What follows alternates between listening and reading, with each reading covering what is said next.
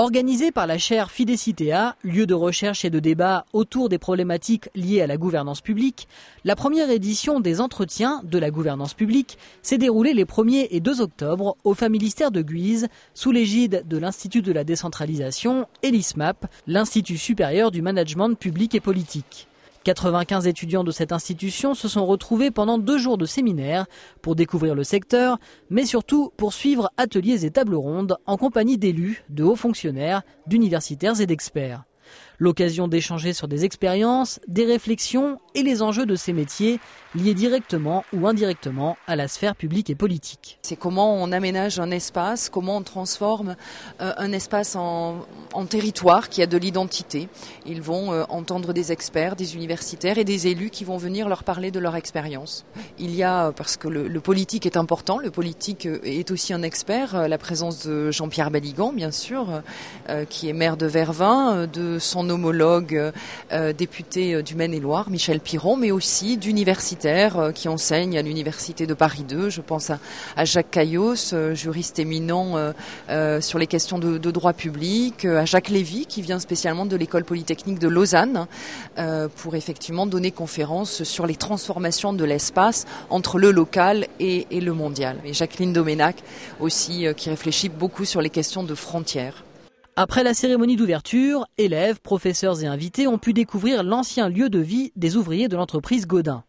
Une partie des visites était conduite par un guide de premier choix, Jean-Pierre Baligan, député de l'Aisne, maire de Vervins et coprésident de l'Institut de la décentralisation et de la chaire de la gouvernance publique. C'est une mini-ville, puisque vous avez au produit, les bénéfices qui sortent de cette usine ne servent pas qu'à rémunérer la force de travail.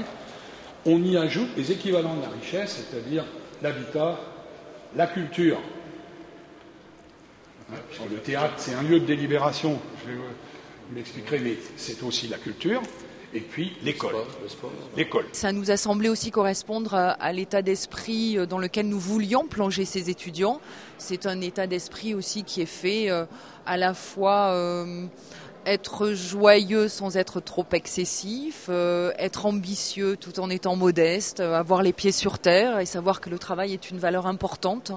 Voilà, ça nous semblait recouper, ces valeurs-là recoupent celles qu'on essaie de leur transmettre et celles qu'ils vont vivre pendant ces 3 années dans cette école. Il y a un côté évidemment extraordinairement symbolique, il y a un symbole très très fort si vous voulez, dans un lieu comme celui-ci qui est un lieu restauré, qui est un lieu magnifique et qui nous rappelle finalement que l'intérêt général c'est plus que la somme des simples intérêts particuliers.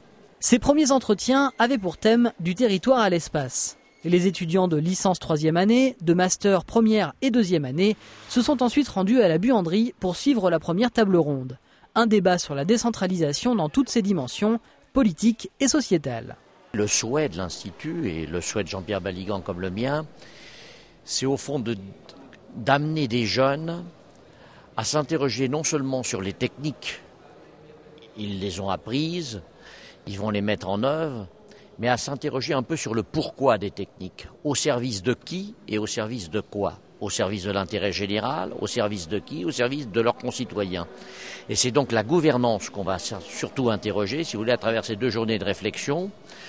Gouverner, c'est pas seulement avoir du pouvoir sur des hommes, c'est leur proposer une direction.